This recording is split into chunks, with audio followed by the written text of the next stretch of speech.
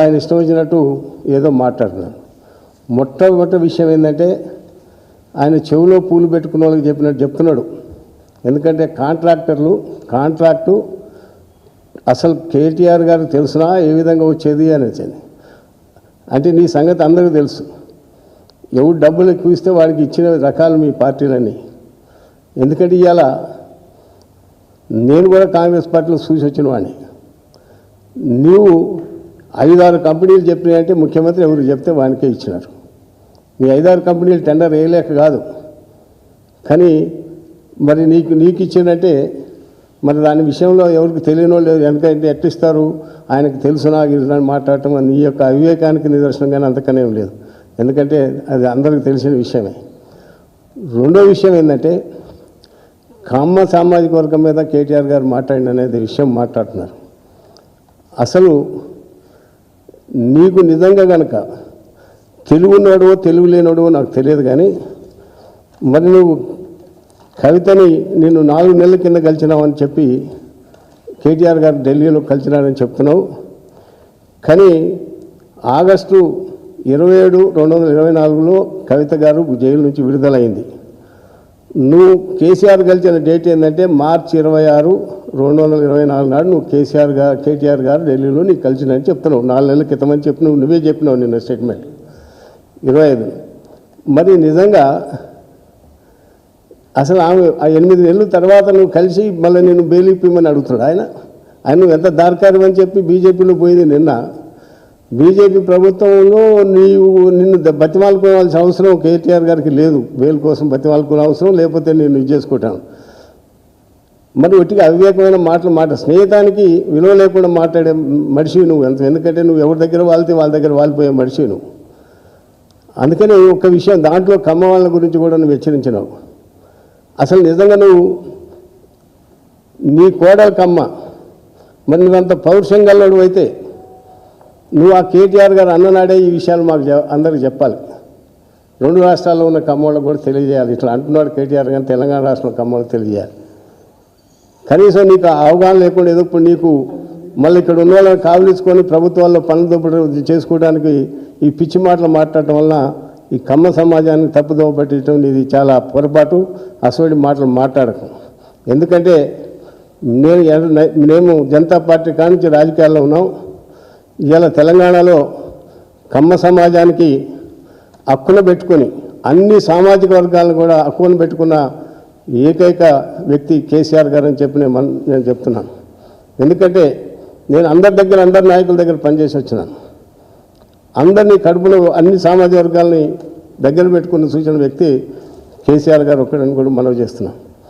ఎందుకంటే సామాజిక వర్గం కూడా మొత్తం కమ్మ సామాజిక వర్గం కూడా గుర్తించాలి. ఇటువంటి తప్పుడు మాటలు మాట్లాడి ఒక లేనిపోయిన అపోహలు సృష్టించడానికి ఈ తయారైన సీఎం రమేష్ గారి మాటల్ని తప్పనిసరిగా మనం అందరం ఖండించాల్సిన అవసరం ఉన్నది. ఎందుకంటే కేటీఆర్ గారు అసలు అయితే మీరు ఒకసారి చూడండి, ఎన్టీ రామారావు ప్రభుత్వంలో తప్పితే తిరిగి తెలంగాణ గడ్డ మీద 6-7 నాయకుల్ని కమ్మ నాయకులను తయారు చేసిన గంట ఒక కేసీఆర్కే దక్కింది. అది ఒక నిజంగా కమ్మ వాళ్ళని కనుక లోపల కోపం ఉంటే, కమ్మ వాళ్ళు అక్కర్లేదనుకుంటే అసలు 7 మంత్రివర్గంలో 7 ఎమ్మెల్యేలకి స్థానం తెలంగాణలో కమ్మ సామాజిక గెలిచింది. ఒక 7 ఇక్కడ ఒక తెలంగాణలో నేను చెప్పి మనం చేస్తున్నాం. ఎందుకంటే దాంట్లో అసలు ఎంతమందికి పదవులు ఇచ్చినారో మీరు ఊహించిన విధంగా చాలామందికి ఈ కమ్మ వాళ్ళకు కూడా చాలామందికి తెలియకపోవచ్చు. ఆ సీఎం రేవంత్ రెడ్డికి అసలు తెలియదు సీఎంకి. ఎందుకంటే పువ్వాడ అజయ్ గారికి 2018లో నుంచి 23 వరకు మంత్రి చేసినాడు. నామానాగేశ్వరరావు గారు పార్లమెంటరీ మెంబర్ చేసినాడు. పార్లమెంటరీ నాయకుడికి కమ్మ నాయకుడికి మరి తెలంగాణ వాళ్ళ కమ్మలకు వ్యతిరేకమైతే కమ్మ నాయకుడికి పార్లమెంటరీ నాయకుడు 2019 నుంచి 24 దాకా ఆయన చేసినాడు. తాత మధుకి ఖమ్మంలో ఎమ్మెల్సీ టికెట్ ఇచ్చి చేయటం జరిగింది. ఆయన జిల్లా అధ్యక్షుడు కూడా ముగ్గురికి ఖమ్మం మొత్తం తెలంగాణ రాష్ట్రంలో ముగ్గురికి జిల్లా అధ్యక్ష పదవులు కూడా ఇచ్చినారు ఖమ్మాళ్ళకి. మరి ఖమ్మం జిల్లాలో తుమ్మల నాగేశ్వరరావు గారు 14 ఓడిపోయి ఇంట్లో పండుకుంటే తీసుకొచ్చి ఆయన 14 ఓడిపోయి ఇంట్లో పండుకుంటే అప్పుడు ఓడిపోయి ఇంట్లో పండుకుంటే తీసుకొచ్చి మంత్రి ఇచ్చి అంటే ఎంత గొప్ప దార్శనికతకు ఇదే విషయం ఖమ్మంలోకి వ్యతిరేకమనే దానికి మరి నువ్వు మాట్లాడే మాటలకు దీన్ని బట్టి సిగ్గు నువ్వే తుమ్మల నాగేశ్వరరావు గారి పేరు ఆయన తీసింది కాబట్టి చెప్తున్నాను. ఆయనే తీసిన తుమ్మల నాగేశ్వరరావు గారు పెద్ద లీడర్ అని అటువంటి లీడర్ని తీసుకొచ్చి మంత్రి ఇచ్చి తర్వాత ఎమ్మెల్సీ ఇచ్చినాడు. అంటే ఎవరు కూడా ఇంత ధైర్యం చేసిన ఖమ్మంలోకి ఇంత న్యాయం చేసిన మనిషి ఎవరు లేరు, ఒక బీఆర్ఎస్ పార్టీ కేసీఆర్ గారు తప్పితే. మంత్రి ఇచ్చి మళ్ళీ ఆయన కావాలంటే కారు గుర్తు మీద మళ్ళా ఎమ్మెల్సీగా ఇచ్చి మళ్ళీ ఎమ్మెల్సీ కూడా కాదు నేను పాలేరులో పోటీ చేస్తానంటే మళ్ళీ కారు గుర్తు మీదనే ఆయన ఎమ్మెల్యేగా గెలవటం జరిగింది. తర్వాత మళ్ళీ టికెట్ ఇచ్చినారు, ఇస్తే ఓడిపోయినాడు. దానికి ఎవరు బాధ్యులు కాదు. మీరు ఆయన గురించి మళ్ళీ ఈయన సీఎం రమేష్ గారు మాట్లాడతారు. ఎందుకంటే ఈ జిల్లాలో ఖమ్మం జిల్లాలో అసలు మీరు విచిత్రపోతారు. శ్రీనివాసరెడ్డి గారిని కూడా పొంగులేటి శ్రీనివాసరెడ్డి గారిని కూడా కాదని నామా నాగేశ్వరరావు గారికి పార్లమెంట్ టికెట్ ఇచ్చి ఎంపీ చేసి ఆయన పార్లమెంటరీ పార్టీ నాయకుడిని చేసిన ఘనత ఒక కేసీఆర్కే దక్కింది. మరి ఇప్పటి వరకు ఏ పార్టీలు కూడా ఎవరు కూడా ఎమ్మెల్యే టికెట్ ఇచ్చిన వాళ్ళు లేడు. ఏ పార్టీలో కూడా ఇంతవరకు ఎమ్మెల్యే టికెట్ ఇచ్చినవాడు బీజేపీ కానీ కాంగ్రెస్ కానీ ఎమ్మెల్యే టికెట్ ఇచ్చినవాడు కూడా లేడు. మరి దాని మీద మరి దాంట్లో కొండబాల కోటేశ్వరరావు అనేటానికి 7 సంవత్సరాలు అందరికీ ఒక్కొక్క సంవత్సరం 2 సంవత్సరాలు కార్పొరేషన్లు ఇస్తే ఆయనకి 7 సంవత్సరాలు తీసేయకుండా కొండబాల కోటేశ్వరరావు గారిని ఇక్కడ మన సీడ్ కార్పొరేషన్ మరి తెలంగాణ రాష్ట్ర సీడ్ కార్పొరేషన్కి చైర్మన్గా చేయటం జరిగింది. రాయల్ శేషగిరి గారికి ఖమ్మంలో డీసీఎంఎస్ చైర్మన్ ఇచ్చినారు. దొండపాటి వెంకటేశ్వర్లు గారికి ఖమ్మం డీసీఎంఎస్ వైస్ చైర్మన్ గారు ఇచ్చినారు. మరి ఎందుకంటే ఖమ్మంలో ఏ విధంగా కంచర్ల చంద్రశేఖరరావుకి జడ్పీ వైస్ చైర్మన్ ఇచ్చినారు. కొత్తగూడెంలో కొత్తపల్లి నీరజకి ఖమ్మం మేయర్ ఇచ్చినారు. సత్తుపల్లి మున్సిపల్ చైర్మన్ కూనంపూడి మహేష్కి చైర్మన్ ఇచ్చినారు. ఇల్లెంద మున్సిపల్ చైర్మన్గా డి వెంకటేశ్వర్లకు ఇచ్చినారు.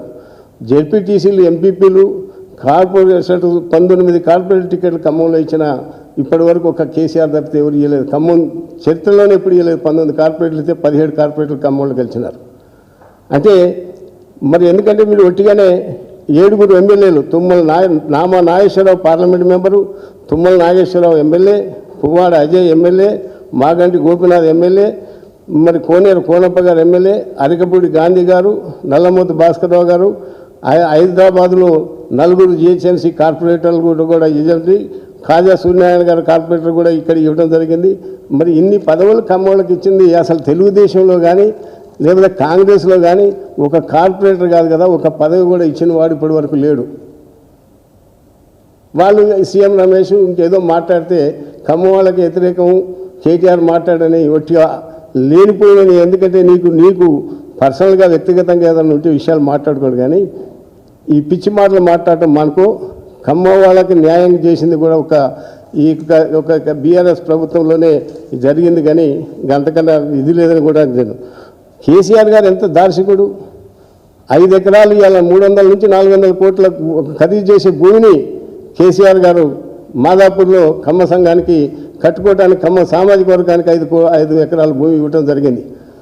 దానికి పిచ్చిలేసేవాడు కోర్టులు వేస్తే దానికి ఆగితే ఈ రోజు వరకు నేను రేవంత్ రెడ్డి గారికి నేను నమస్కారం చేసి చెప్తున్నా, నువ్వు ఇప్పుడు కనీసం అది క్లియర్ చేసి ఇస్తే మేము దాంట్లో బ్రహ్మాండంగా 200 కోట్ల రూపాయలతో ఇవాళ అక్కడ బిల్డింగ్లు కట్టుకోవడానికి ఆస్కారం ఉంది. మేము కట్టి దాన్ని మీకు ఇలా ఒక మూమెంట్ లాగా మా ఖమ్మ సమాజానికి పనికి వస్తుంది.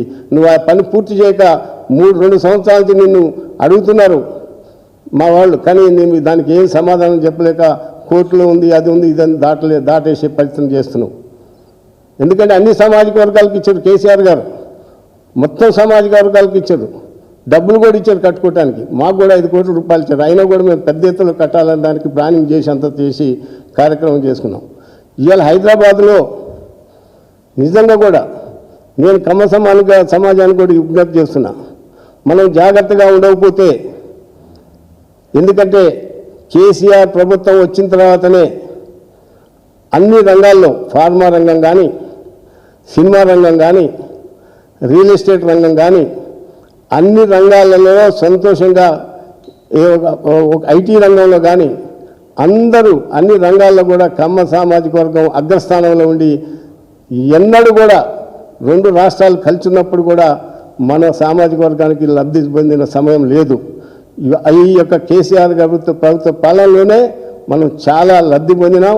చాలా సంతోషంగా ఏమి ఇబ్బందులు పడకుండా, ఎక్కడ కూడా చిన్న ఇబ్బంది రాకుండా మరి అన్ని రకాలు కూడా ఇది ఉన్నది. ఉద్యోగస్తులు కూడా ఇవాళ ఛాలెంజ్ అని చెప్తున్నాను. ఉద్యోగ రంగాల్లో కూడా మన వాళ్ళకి 5 అవి ఏ ఆఫీసర్ని కావాలంటే కేసీఆర్ గారిని అడిగితే ఆఫీసర్ని మన పోస్టింగ్లు చేయించిన సందర్భాలు ఉన్నాయి. 8 మంది ఆఫీసర్లు 9 కేసులో సస్పెండ్ అయితే నేను కేసీఆర్ గారి దగ్గర బొంగులోనే ఇట్లా కమ్మ సామాజిక వర్గం ఇట్లా మరి కాంగ్రెస్లో వాళ్ళని వాడుకొని వాళ్ళందరి చేత ఎన్కౌంటర్ చేయించి వాళ్ళందరినీ సస్పెండ్ చేస్తే నేను మాట్లాడి వాళ్ళందరూ కూడా ఇమీడియట్గా ఈ కమ్మ సామాజిక వర్గానికి మనం న్యాయం చేయాలి. ఇప్పుడు వింటే ఏమంటే ఆయన అందరినీ సస్పెండ్ క్యాన్సిల్ చేసి వాళ్ళందరికీ ఇలా ఎస్పీలు పోస్టులు ఇచ్చారు. అంటే ఏదన్నా బెనిఫిట్, ఏదన్నా కమ్మ సమాజం సంతోషంగా బతికిందంటే ఒక కేసీఆర్ గారి పరిపాలనని. ఇవాళ అందరినీ కుప్పగూల్చిండు. ఇవాళ మీ అందరికీ మీరు స్వతహాగా మీరు ఆలోచన చేసుకోవాలి. కమ్మ సామాజిక వర్గం అంతా అన్ని రంగాల్లో కుప్పగూల్చి మనం ఏదైతే పైన పోతున్నామో అన్ని యొక్క దీంట్లో ఇవాళ అన్ని విధాలకు కూడా మనం నష్టం చేకూర్చే పరిస్థితులు దాపరించినాయి ఈ యొక్క ప్రభుత్వాలు. అందుకని మనం ప్రభుత్వాన్ని కానీ లేకపోతే పార్టీలు కానీ లేకపోతే ఏది విషయాలు కానీ మాట్లాడదలుచుకోలేదు. కమ్మ సామాజిక వర్గం ఒకటే గుర్తుంచుకోవాలి. మన యొక్క కేసీఆర్ గారు ఏ తెలుగుదేశం ప్రభుత్వంలో కూడా, చంద్రబాబు నాయుడు ప్రభుత్వంలో కూడా మనకి ఇన్ని పదవులు ఎప్పుడు ఎవరు ఇవ్వలేదు, ఎవరు జరగలేదు. ఎన్టీ రామారావు ప్రభుత్వంలో ఇచ్చినారు, కానీ మళ్ళీ తర్వాత తదుపరి ఎప్పుడు కూడా ఇన్ని పదవులు ఇచ్చిన వాళ్ళు లేరు. నిజంగా కేటీఆర్ గారు కనుక వద్దు, కమ్మవాళ్ళు పనికిరాను అని నీతో నేను మాట్లాడుతున్నావు. ఒకటి అబద్ధాలు మాట్లాడకు సీఎం రమేష్ గారు. ఎందుకంటే నీకు తెలుసు నేను ఆ పదం వాడకూడదు. ఎందుకంటే నువ్వు ఎవరి దగ్గర డబ్బులు పెట్టి ఏదైనా మేనేజ్ చేసుకుంటావు అనుకుంటావు, కానీ తెలంగాణలో నీ యొక్క ఆట చెల్లదు. ఎందుకంటే అసలు ఈ పరిస్థితి రాదు. నువ్వు పుచ్చుకో నువ్వు ఎక్కడ ప్రారంభమైనవో నీ దశ ఏందో, మీ నాయన ఏ దశలో సారా కాంట్రాక్టరు, అక్కడి నుంచి ఎందుకంటే నువ్వు ఎట్లా పెరిగినావు, ఏం చేసినావు, ఎవరితోనే డబ్బులు కొనుక్కునే భ్రమపడితే మట్టిగా తప్పు. అయినా మీ వ్యక్తిగత విషయాలు ఉంటే మీరు మాట్లాడుకోండి, కానీ కమ్మ సామాజిక వర్గాన్ని ఇట్లా అన్నాడని చెప్పి బ్లేమ్ చేయటం నీకు సిగ్గుచేయటం. ఎందుకంటే నీ కుటుంబం కూడా, మీ కోడలు కూడా మా బంధువే కమ్మ సామాజిక వర్గం చెందినామని చేసుకున్నావు. కానీ ఈ విధంగా ఇట్లా మాట్లాడని మాకు బీజేపీకి వీళ్ళకి మళ్ళీ చంద్రబాబు అందరికి తగులు పెట్టే వరకు దగ్గర కావాలని ఆలోచన చేస్తే నీ తప్పుడు మాటలకి ఈ సమాజం ఏం లొంగదు. తిరిగి మళ్ళీ ఇంతమందికే కాదు, ఇంకా ఎక్కువ మంది మేము మళ్ళీ తెలంగాణలో బీఆర్ఎస్ పార్టీ నుంచి కమ్మ వాళ్ళు మళ్ళా టికెట్లు తీసుకొని మళ్ళీ అందరం ఎమ్మెల్యేలు అవుతాం. ఒక ప్రజా జీవితంలో ఒకసారి గెలుపుకోవటం తప్పనిసరి ఉంటాయి, అలా ఇది కావచ్చు అని. కానీ మరి కేసీఆర్ గారిది అయితే తప్పు లేదు. మీరు ఎందుకంటే కేసీఆర్ గారు ఆత్మబంధువు కమ్మ వాళ్ళని ఎక్కువ దగ్గర తీసి అలా అందరికి ప్రాతినిధ్యం ఇచ్చి ఇది చేసిన వాళ్ళు ఒక్క కేసీఆర్ గారు తప్పితే ఎవరు కాదు. నీ యొక్క నీచపు మాటలు కానీ, నీ తప్పుడు మాటలు కానీ, నీ సంగతి అక్కడే వెళ్ళిపోయింది. 8 నెలల కింద కవితకు పేలిస్తే 4 నెలల కింద నేను కేటీఆర్ కలిసిండా అంటున్నావు.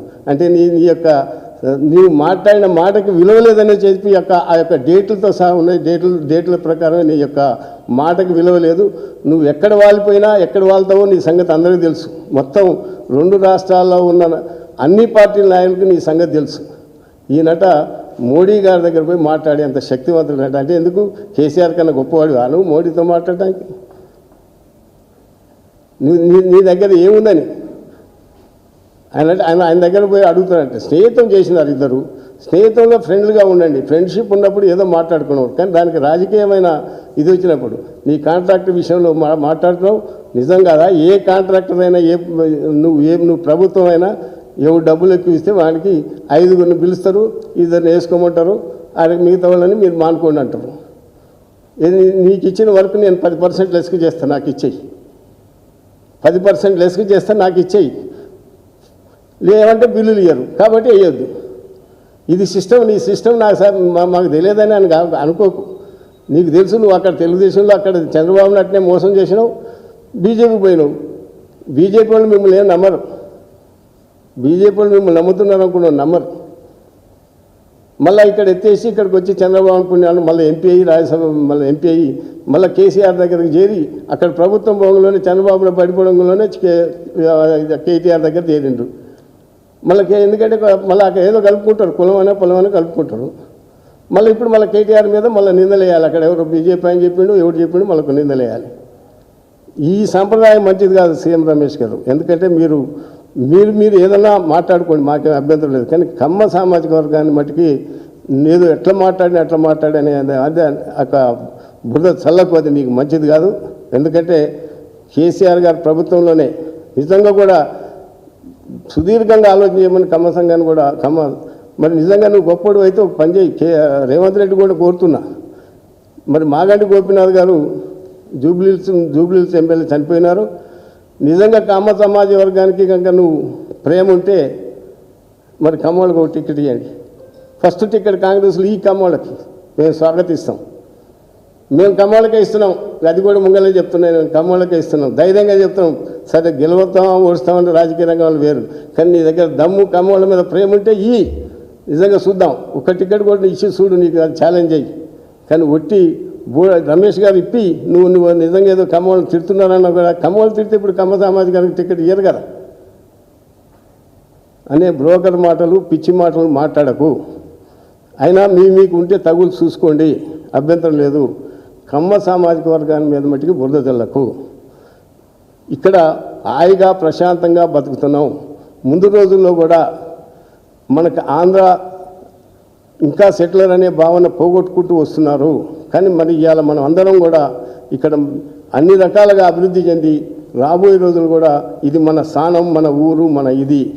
కాబట్టి మన అందరం కూడా ఇక్కడ అన్ని రకాలుగా మనం ముందుకు పోవాలంటే మనం అందరం కూడా జాగ్రత్తగా ఇటువంటి మాటలు, ఇటువంటి పనికిరాని మాటలు మాట్లాడితే వినవద్దు. నేను కూడా ఆ పార్టీలో ఉన్న కమ్మ నాయకులకు చెప్తున్నా, అయ్యా మీరు తొందరగా స్థలం ఇప్పిస్తే దాంట్లో 200 కోట్ల రూపాయలు పెట్టి అన్ని వసతులతో, ఎడ్యుకేషన్ సెంటర్ అన్ని వసతులతో కట్టించే బాధ్యత నేను తీసుకుంటా. మీ యొక్క రూపాయి కూడా ఎవరిని సందా అడగము. కానీ అది పూర్తి చేయమని నేను ప్రార్థిస్తున్నా. కానీ కేటీఆర్ గారి మీద కానీ ఇంకెవరి మీద కానీ మరి మా కేసీఆర్ గారు ఇంతకన్నా గొప్ప నాయకుడు ఎవరు లేరు. కాబట్టి మీరు అందరూ ఇటువంటి మాటలు మాట్లాడుకోవటం మంచిది కాదు. అవి వినకండి, అవి పట్టించుకోవద్దని చెప్పి అందరికీ కూడా నేను ప్రార్థిస్తున్నాను. 1600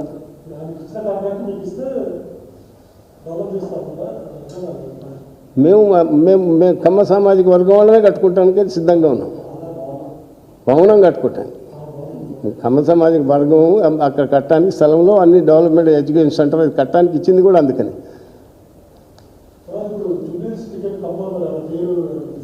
సరే ఎవరికి మేము అడుగుతున్నాం, తప్పనిసరిగా మాకే ఇవ్వాలని మేము కేటీఆర్ గారిని, కేసీఆర్ గారిని కూడా మేము కొట్లాడుతున్నాం. మాకే ఇవ్వాలి, మా సామాజిక వర్గం టికెట్ మళ్ళీ ఇంకోళ్ళకి ఇవ్వడానికి లేదు, మేము మాకే ఇవ్వాలని మేము గట్టిగా దాని మీద పోరాడుతున్నాం. నిజంగా కూడా మీరు ఒక గొప్పతనం కమ్మ సమాజం వర్గం నీ నుంచి నేను చెప్తున్న ఒక విషయం నేర్చుకోండి.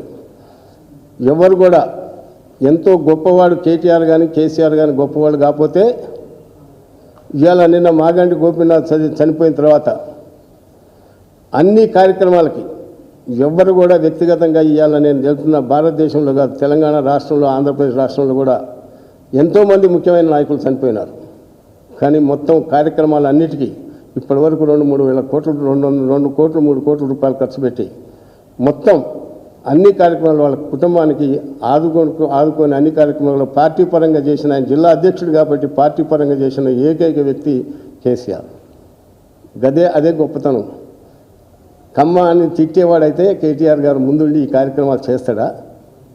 స్వయంగా ఆయనే దగ్గరుండి అన్ని నడిపించేసిన. అంటే ఆ అభిమానం, ఇది మా ఎమ్మెల్యే, మా రాష్ట్ర జిల్లా ఇక్కడ అధ్యక్షుడు అనే దాంతో దృక్పథంతో చేసిన వ్యక్తి కాబట్టి మరి అసలు వాడి మీద నువ్వు బుర్రదలితే అది ఎవడు కూడా నమ్మకూడదు. మనం కూడా అన్ని విషయాలు తెలుసుకొని ఇది కావాలి అనేది నేను ప్రజలందరికీ విజ్ఞప్తి చేస్తాను.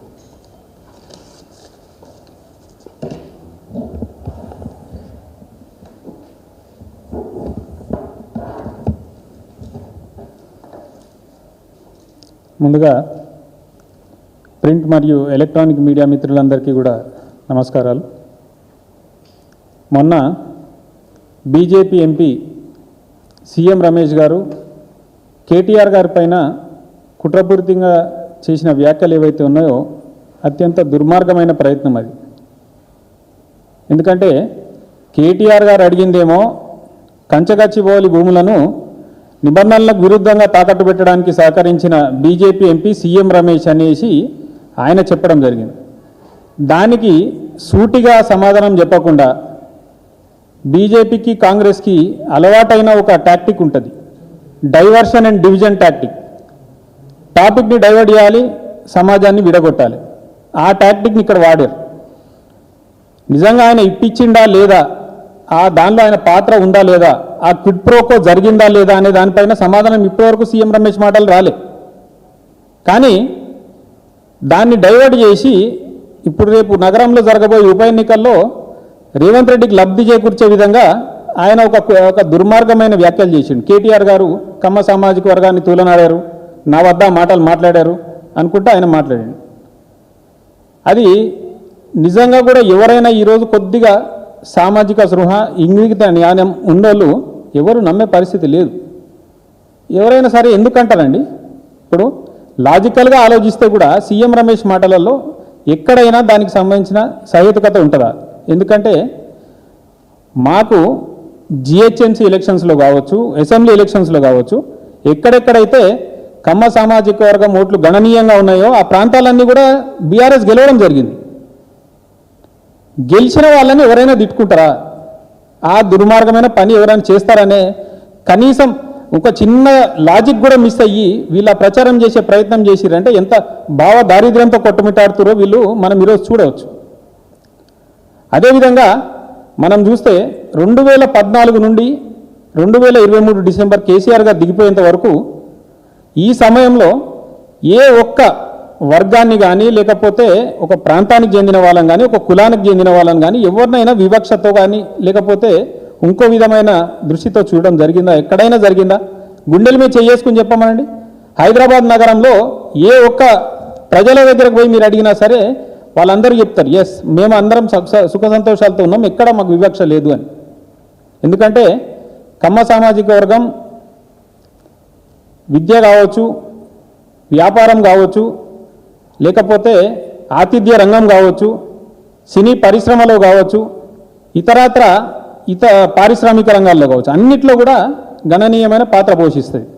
మరి ఏ ఒక్కరినైనా ఈ 10 సంవత్సరాల్లో ఎక్కడైనా సరే ఇబ్బంది పెట్టిన సంఘటన ఉన్నదా? ఎవరన్నా అటువంటి భావం వెలుబుచ్చడం జరిగిందా? అటువంటివి ఏమీ లేకుండా మరి ఈరోజు ఇంత ప్రశాంతంగా అందరం ఉన్నాము అంటేనే అది కేసీఆర్ గారి పాలన, కేటీఆర్ గారి సౌజన్యం. వీటి రెండింటితోనే కదా జంట నగరాలు అభివృద్ధి చెందింది. వీళ్ళు సీఎం రమేష్ గారి మాటలే తీసుకుందాం, చంద్రబాబు గారి వల్ల మాకు దూరం అయ్యారు కమ్మకాలుస్తలు అనేసి కేటీఆర్ గారు అనేసి వాళ్ళు అంటున్నారు. మరి 2018లో కూడా చంద్రబాబు నాయుడు గారు ఒక పార్టీతో పొత్తు పెట్టుకుని ఇక్కడ పోటీ చేసిరు.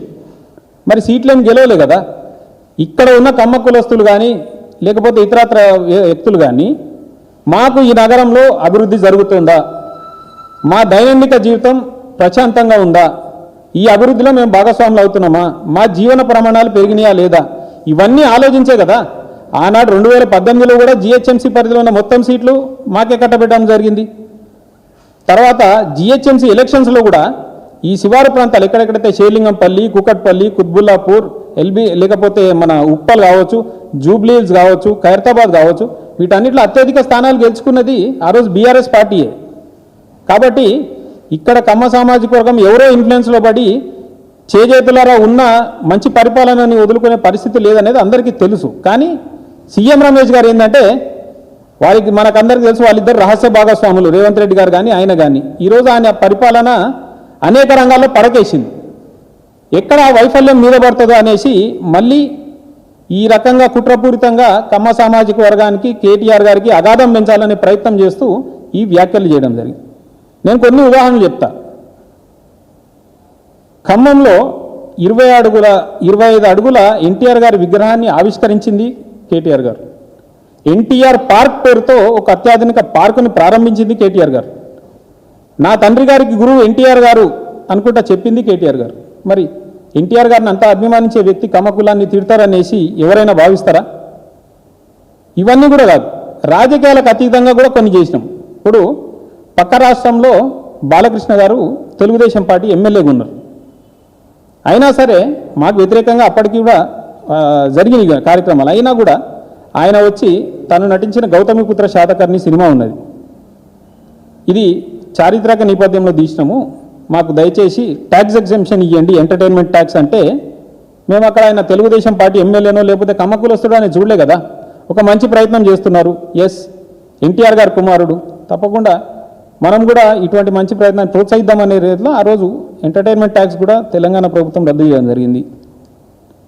కేసీఆర్ గారికి మిత్రుడు దివంగత పరిటాల రవి గారు, ఆ తర్వాత వారి కుమారుడు వివాహం జరిగితే వాళ్ళు వచ్చి ఆహ్వానించడం జరిగింది. అప్పటికే ఆ రెండు ప్రభుత్వాల మధ్య ఓటుకు నోటు కేసు విషయంలో కొద్దిగా ఫ్రిక్షన్ ఉండింది. కానీ అవన్నీ ఆలోచించలే కేసీఆర్ గారు.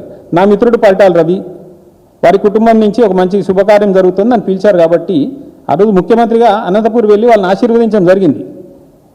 ఇవి మాత్రమే కాదు, అంటే కొన్ని విషయాలు మాట్లాడకూడదు కానీ తప్పదు. ఇప్పుడు ప్రముఖ నిర్మాత దగ్గుబాటి రామానాయుడు గారు చనిపోవడం జరిగింది. వారి అంత్యక్రియలు అధికారిక లాంఛనాలతో నిర్వహించింది బీఆర్ఎస్ ప్రభుత్వమే. ఆ రోజు నందమూరి హరికృష్ణ గారు దురదృష్టవశాత్తు చనిపోతే కూడా ఆ రోజు అధికారిక లాంఛనాలతో నిర్వహించింది ఆ రోజున్న బీఆర్ఎస్ పార్టీయే.